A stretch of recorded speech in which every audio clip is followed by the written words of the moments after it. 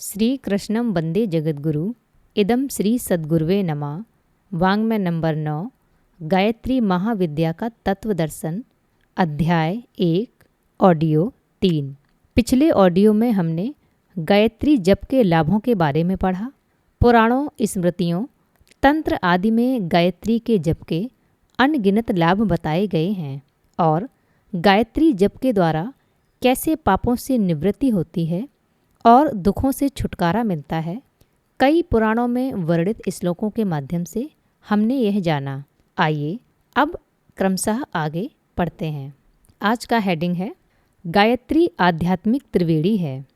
पिछले पृष्ठों पर कुछ थोड़े से प्रमाण गायत्री की महिमा सूचक दिए गए हैं। इस प्रकार के प्रमाण धर्मशास्त्रों में इतनी बड़ी मात्रा में भरे पड़े हैं कि उनका संग्रह और प्रकाशन करना कठिन है। गंगा, गीता, गौ, गायत्री ये 4 आर्य धर्म की शिलाएं हैं। भारतीय धर्म को मानने वाला प्रत्येक व्यक्ति इन चारों का माता के समान आदर करता है। एक माता की संतान के समान आपस में एकता अनुभव करता है। गायत्री को आध्यात्मिक त्रिवेणी कहा गया है। गंगा यमुना के मिलने से एक अदृश्य, सूक्ष्म एवं अलौकिक दिव्य सरिता का आविर्भाव होता है, जिसे सरस्वती कहते हैं। गंगा, यमुना और सरस्वती तीनों का सम्मिलन त्रिवेणी कहलाता है। त्रिवेणी होने के कारण ही प्रयाग को तीर्थराज कहा गया है, सब तीर्थों का राजा माना गया है। इसी प्रकार आध्यात्मिक जगत की त्रिवेणी गायत्री है। उसके 3 अक्षर संकेत रूप से इसी प्रकार के त्रिगुणात्मक सम्मिलन का रहस्योद्घाटन करते हैं। गा पहला अक्षर गंगा का बोधक है, या दूसरा अक्षर यमुना का संकेत करता है। तीसरा अक्षर त्रिवेणी का अस्तित्व बताता है। इस त्रय शक्ति में कितने ही त्रक गुथे हुए हैं। पहला सत चित आनंद, दूसरा सत्य शिव सुंदर, तीसरा सत रजतम, चौथा ईश्वर जीव प्रकृति, पांचवा ऋग यजु शाम, छठवां ब्राह्मण क्षत्रिय वैश्य, सातवां गुण कर्म स्वभाव, आठवां शैशव यौवन बुढ़ापा, नौवां ब्रह्मा विष्णु महेश, 10वां उत्पत्ति वृद्धि नाश, 11वां सर्दी गर्मी वर्षा, 12वां धर्म अर्थ काम, 13वां आकाश पाताल पृथ्वी, 14वां देव मनुष्य असुर आदि अगणित त्रक गायत्री छंद के गर्भ में संपुटित हैं, जिसमें गहराई तक प्रवेश करके मनन चिंतन परिशीलन रूपी स्नान करने से वैसा ही आध्यात्मिक लाभ होता है जैसा कि भौतिक ज्ञान में त्रिवेणी के स्नान का पुण्य फल माना गया है। इन 3 अक्षरों में अनेक प्रकार की 3 समस्याएं मनुष्य के सामने उपस्थित की गई हैं, जिनका भली प्रकार अवगाहन करने से जीवन मुक्ति के परम फल को प्राप्त किया जा सकता है।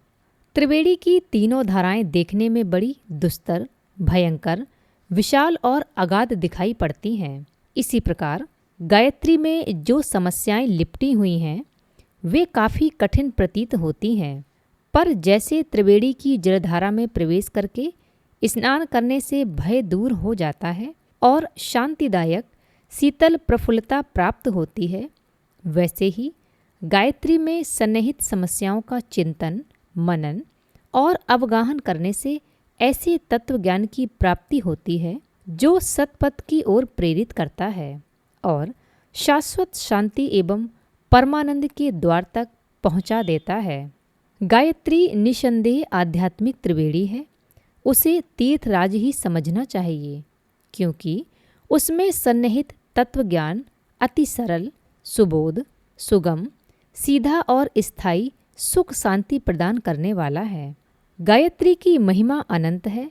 वेद पुराण, शास्त्र, इतिहास, ऋषि मुनि, ग्रही विरागी सभी समान रूप से उसका महत्व स्वीकार करते हैं। उसमें हमारे दृष्टिकोण को बदल देने की अद्भुत शक्ति है। अपनी उल्टी विचारधारा, भ्रांत मनोभूमि यदि सीधी हो जाए, हमारी इच्छाएं, आकांक्षाएं विचारधाराएं, भावनाएं यदि उचित स्थान पर आ जाएं, तो यह मनुष्य शरीर देव योनि से बढ़कर और यह भूलोक सुरलोक से बढ़कर हर किसी के लिए आनंददायक हो सकते हैं। हमारी उल्टी बुद्धि ही स्वर्ग को नरक बनाए हुए है। इस विषम स्थिति से उबारकर हमारे मस्तिष्क को सीधा करने की शक्ति गायत्री में है। जो उस शक्ति का उपयोग करता है वह विषम विकारों, भ्रांत विचारों और दुर्भावों के भवबंधन से छूटकर जीवन के सत्य, शिव और सुंदर रूप का दर्शन करता हुआ परमात्मा की शाश्वत शांति को प्राप्त करता है। इसलिए वेद माता गायत्री को महामहिमामयी कहा गया है। उसका महात्म्य अनंत है। गायत्री का स्वरूप और रहस्य। हीम, श्रीम, क्लीम इन 3 रूपों से संसार का पालन करने वाली, तीनों गुणों वाली संसार में निरंतर प्रकाशित होती है। यह ही परमात्मा की आदि शक्ति है। उसको मैं प्रणाम करता हूँ। इसी शक्ति से संसार का निर्माण, पालन, विनाश होता है। सृष्टि के प्रारंभ का मूल हेतु परमात्मा की द्विधा है। एक अव्यय परमात्मा ने जब बहुत होने की इच्छा की तो वह इच्छा स्फुरणा शक्ति कहलाई। इस प्रकार अद्वैत ब्रह्म द्वैत्व हो गया।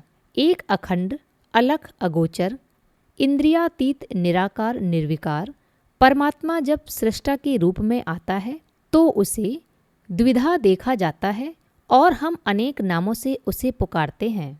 सूर्य अपनी कक्षा में अपनी एक रस गतिविधि से क्रिया मग्न रहता है। किसी के प्रति राग द्वेषात्मक भावनाएं उसमें नहीं हैं, तो भी उसकी किरणें दौड़ती हुई पृथ्वी तक आती हैं और क्षेत्र, ऋतु, वातावरण तथा जीवों की स्थिति के अनुकूल विविध प्रकार के प्रभाव डालती हैं। सप्तवर्ण की किरणें विविध गुणों से युक्त होती हैं। जो सूर्य चिकित्सा विज्ञान के रहस्य को जानते हैं उन्हें पता है कि सूर्य की विविध किरणों में गुणों की कितनी भिन्नता है। एक व्यक्ति को एक प्रकार की सूर्य किरणें अमृतोपम लाभ प्रदान करती हैं तो दूसरे प्रकार की किरणें हानिकारक परिणाम उपस्थित कर सकती हैं। सूर्य एक है, उसकी शक्ति किरण भी एक ही है, पर सूक्ष्म भेदों के कारण उसके सूक्ष्म प्रभावों में भारी अंतर उत्पन्न हो जाता है। परमात्मा एक है, उसकी शक्ति एक है, पर जिस प्रकार परमात्मा 1 से 2 हो गया उसी प्रकार उसकी शक्ति 1 से 3 हो जाती है। इन तीनों का नाम अध्यात्म विज्ञान के सूक्ष्मदर्शियों ने हीम, श्रीम, क्लीम रखा है। ये शब्द काल्पनिक नहीं है, वरन सृष्टि के सूक्ष्म शांत अंतराल में इस त्रिविध शक्ति की प्रतिध्वनियाँ हैं। योगियों ने समाधि अवस्था में जाकर प्रकृति की मूलभूत सूक्ष्म स्थिति का अनुभव किया। वहाँ तीर्थराज प्रयाग की तरह 3 धाराएं प्रवाहित होती हैं। सतमयी धारा में निमग्न होने पर योगी को एक सूक्ष्म शब्द सुनाई पड़ता है, जैसे कांसे के घड़ियाल में हल्की सी हथौड़ी मार देने पर वह झंझनाता रहता है और वह अंत में इकार और अनुस्वार का सम्मिलित हल्का सा ई शब्द गूंजता रहता है। इसी प्रकार सतोगुणी धारा में हीम, रजोगुणी में श्रीम, तमोगुणी में क्लीम शब्द गूंजता हुआ अनुभव में आता है। ये धाराएं अपनी कार्य प्रणाली के कारण एक दूसरे से भिन्न भी प्रतीत होती हैं। हीम उत्पादक है, श्रीम पोषक है, क्लीम संहारिणी है। इसी से इन्हें क्रमशः ब्राह्मी, नारायणी और सांभवी भी कहा जाता है। पुरलिंग शब्दों में इन्हीं शक्तियों को ब्रह्मा, विष्णु और महेश कहा जा सकता है। गुणों के विभाग में इन्हें सत, रज और तम कहा जाएगा। ब्रह्म की आदि शक्ति का नाम गायत्री है। वह त्रिगुणात्मक है। ब्रह्मपरायण साधक उसके हीम स्वरूप की आराधना करते हैं। आध्यात्मिक उन्नति के लिए, आत्म साक्षात्कार के लिए, परमानंद और मुक्ति के लिए उसी का आश्रय ग्रहण किया जाता है। अर्थपरायण किसी कामना की पूर्ति के इच्छुक, सांसारिक संपदा और ऐश्वर्य चाहने वाले साधक उसके श्रीम रूप की उपासना करते हैं। तमोगुणी, तांत्रिक, मारण, मोहन उच्चाटन, वशीकरण आदि अभिचारों में क्लीम तत्व का पुरुषचरण किया जाता है। हीम सरस्वती के रूप में, श्रीम लक्ष्मी के रूप में, क्लीम दुर्गा के रूप में पूजी जाती है। जो साधक जिस गुण की उपासना करता है उसमें उन्हीं तत्वों का आविर्भाव विशेष रूप से होता है। उसकी प्रकृति उसी सांचे में ढलती है, स्वभाव वैसा बनता है, योग्यताएं और शक्तियां वैसी बढ़ती हैं तथा उसी के अनुरूप सफलताओं का मार्ग प्रशस्त होता है। अपने में किन्हीं गुण, कर्म, स्वभावों की उत्पत्ति के लिए हीम का, किन्हीं तत्वों की वृद्धि के लिए श्रीम का और किन्हीं दोष दुर्गुणों के निवारण के लिए क्लीम का आराधन किया जाता है। समय समय पर भले बुरे सभी प्रकार के प्रयोजनों के लिए उपयोगितानुसार तीनों ही तत्वों की आवश्यकता होती है, क्योंकि मनुष्य तीनों ही तत्वों से बना हुआ है। प्रयोजन, आवश्यकता, उपयोगिता तथा मात्रा के भेद से इन तत्वों में न्यूनाधिकता तो प्रयोजनीय होती है, पर उपास्य तीनों ही हैं। इसलिए त्रिमुखी वेद माता गायत्री को साधक अभिवादन, प्रणाम, नमस्कार करता है।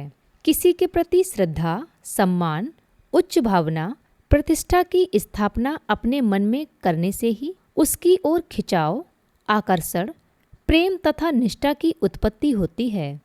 इस उत्पत्ति के आधार पर ही साधना में प्रीति होती है, मन लगता है, उत्साह बढ़ता है तथा दृढ़ता रहती है। इन आवश्यकताओं को रखते हुए सर्वप्रथम गायत्री माता को श्रद्धा और विश्वास तथा ध्यानपूर्वक प्रणाम किया जाता है। तरण तारिणी गायत्री गंगा। जिस प्रकार शिवजी के केसों से निकलने वाली गंगा ने परिवार सहित भागीरथ को पार कर ही दिया, उसी प्रकार संसार का पालन करने वाली जो गायत्री हृदय रूपी मान सरोवर में प्रकट होकर सपरिवार साधक को पार ले जाती है, वही गायत्री ज्ञान रूपी जल से परिपूर्ण गंगा है। उस गंगा को मैं भक्ति से बार बार नमस्कार करता हूँ। भगवान शंकर की जटाओं से पुण्य श्लोका गंगा का आविर्भाव हुआ। उस ज्ञान गंगा को भागीरथ जी तपस्या करके ब्रह्मलोक से मृत्युलोक में लाए और उस गंगा के द्वारा न केवल भागीरथ के परिवार का वरन समस्त भूलोक का कल्याण हुआ। यह गंगावतरण धरती माता का एक बड़ा भारी सौभाग्य माना जाता है। गायत्री की उपमा गंगा से दी गई है। तरन तारिणी भगवती गंगा के आगमन से इस भूतल का अनेक प्रकार से लाभ हुआ। गंगा का पारलौकिक महात्म्य प्रसिद्ध है। गंगा जल में रहने वाले आध्यात्मिक तत्वों का प्रभाव स्नान करने वाले के ऊपर पड़ता है। वह गंगा स्नान करके उन तत्वों को अपने में धारण करता है और उस धारण के फलस्वरूप शुभ गति का अधिकारी बनता है। आरोग्यवर्धक गंगा जल की महिमा भी प्रसिद्ध है। उसमें चांदी, तांबा, पारा तथा सोने की मात्रा काफ़ी अंशों में रहती है, जिनके कारण अनेक रोगों के लिए गंगा जल अनुपम लाभदायक सिद्ध होता है। भौतिक लाभ भी गंगा के कम नहीं है। उससे सींची हुई भूमि करोड़ों टन अन्न प्रतिवर्ष उपजाती है। सूखी भूमि खंडों को वह हरा भरा बनाती है। अगणित प्राणी तथा जीव जंतु उसके अन्न जल से प्राण धारण करते हैं और विविध प्रकार की धन संपत्तियां गंगा के माध्यम से उपार्जित करते हैं। विविध प्रकार के अन्न, ईख, औषधियाँ, वृक्ष, घास पात, नावें, बिजली, नहर, शहरों में पीने का पानी, मछली आदि न जाने कितनी वस्तुएं लोग उससे पाते हैं और उनसे लाभ उठाकर धनी बनते हैं। गायत्री भी ऐसी ही ज्ञान गंगा है जो मनुष्य की सभी आवश्यकताओं की पूर्ति करती है और उसे सब प्रकार से सुखी बनाती है। आध्यात्मिक दृष्टि से देखिए तो आत्म कल्याण के सभी तत्व उसके अंतर्गत मौजूद हैं। स्वर्ग मुक्ति, आत्म साक्षात्कार, ईश्वर दर्शन के सभी तत्व उसमें मौजूद हैं। कोई आध्यात्मिक लाभ, महत्व, चमत्कार ऐसे नहीं हैं और न कोई सिद्धि या महत्वाकांक्षा ऐसी है जो गायत्री की शक्ति से प्राप्त ना हो सके। अनेक शास्त्र वचन इस बात के प्रमाण हैं और अनेक अनुभवी साधकों के अनुभव इस बात के साक्षी हैं कि इस कामधेनु से जिसने जो चाहा है उसे वह मिला है। यह एक ऐसा आध्यात्मिक माध्यम है जिसका आश्रय लेकर सभी प्रकार के दैवी बल प्राप्त किए जा सकते हैं। गायत्री गंगा के स्नान करने से अंतःकरण के मैल धुल जाते हैं, कसाय कलमसों का बोझ हट जाता है, चिरकाल से संचित एवं मनोभूमि में गहरे जमे हुए कुसंस्कारों की जड़ें उखड़ जाती हैं। ऐसा विशुद्ध हृदय का व्यक्ति जिस परिवार में एकाध भी हो वह सारा परिवार तर जाता है। उसके निर्मल विचार एवं गुण, कर्म, स्वभाव निकटवर्ती सभी लोगों को प्रभावित करते हैं। तदनुसार वे लोग चाहे पूर्ण रूप से धर्मानुयायी ना बन सकें, पर इतना निश्चित है कि उनमें आपसी सद्भाव नष्ट नहीं हो पाता। एक सुधरा हुआ व्यक्ति अपने निकटवर्ती लोगों को बहुत कुछ सुधार लेता है। इस प्रकार उस परिवार में कल्याण का ही आश्रय रहता है। संगति के प्रभाव से अन्य लोग भी सुधरते हैं। जिस प्रकार भागीरथ जी ने गंगा को लाकर समस्त लोक के साथ अपने नरक में पड़े हुए परिवार को तार लिया था, वैसे ही गायत्री के साधक अपनी साधना द्वारा स्वार्थ और परमार्थ दोनों का संचय कर सकते हैं। गंगा से अन्न, जल, बिजली आदि प्राप्त करके लोग नाना प्रकार के सांसारिक लाभ उठाते हैं। वैसे गायत्री साधना से भी अनेक प्रकार के काम्य मनोरथ पूरे होते हैं। सकाम भाव और निष्काम भाव दोनों ही प्रकार से यह साधना की जाती है। दोनों ही मार्गों पर चलने वाले इस शक्ति से श्रेय एवं प्रेय की प्राप्ति करते हैं। गायत्री के अंतर्गत ज्ञान की पुण्य श्लोका गंगा बह रही है। उसके सूक्ष्म तत्वों पर विचार करने से यह सहज ही पता चल जाता है कि इसके गर्भ में कितना महान ज्ञान सागर लहरा रहा है। जो इस ज्ञान गंगा में स्नान करता है वह सतचित सुख का प्रत्यक्ष अनुभव करता है। ऐसी ज्ञान गंगा को भगवती वेद माता गायत्री को हमें भक्तिपूर्वक बार बार प्रणाम करना चाहिए और शाश्वत शांति के लिए उनकी शरण में जाना चाहिए। सतोगुणी ब्राह्मी शक्ति। संसार में परमात्मा की जो सूक्ष्म और सात्विक ब्रह्म शक्ति विद्यमान है वह ही गायत्री कही जाती है। गायत्री परमात्मा की वह शक्ति है जो सृष्टि में चैतन्यता, सजीवता, विचार शक्ति के तत्वों को उत्पन्न करती है। मूल में यह सत है। ब्रह्म से उत्पन्न शक्ति भी मूलतः ब्राह्मी ही है। उसमें ब्रह्मत्व ओतप्रोत है। इस ब्रह्मत्व को धारण करने से मनुष्य ब्राह्मण बन जाता है। गायत्री वह ब्राह्मी शक्ति है जो सात्विक उच्च आध्यात्मिक तत्वों को धारण किए हुए है। मूल में वह ऐसी ही है। विकारों के सम्मिश्रण से वह दूसरे प्रकार की भी हो जाती है। रज और तम से भी आच्छादित हो जाती है। अग्नि मूलतः शुद्ध तेज तत्व है, पर उसमें विषैले, दूषित, दुर्गंधित पदार्थ डाल दिए जाएं तो उसका वर्ण एवं गुण भी वैसा ही बन जाता है। गायत्री चैतन्यता मूलतः परमात्म तत्व से संबंधित होने के कारण देवत्व से परिपूर्ण है, परंतु रज और तम के समन्वय से वह उस रूप में भी प्रकट होती है। रजोगुण के समन्वय से उसका रूप लक्ष्मी हो जाता है। तमोगुण के मिश्रण से वह दुर्गा के रूप में प्रकट होती है। हंस वाहिनी सरस्वती गायत्री का दूसरा नाम है। हंस दूध पीता है, पानी को छोड़ देता है। हंस वाहिनी गायत्री भी शुद्ध सतोगुण धारण करती है। विशुद्ध तेज के समान अपने मूल स्वरूप में दीप्तिमान रहती है। इसलिए आध्यात्मिक सुख चाहने वाले, आत्मोन्नति की आकांक्षा करने वाले गायत्री की उपासना करते हैं।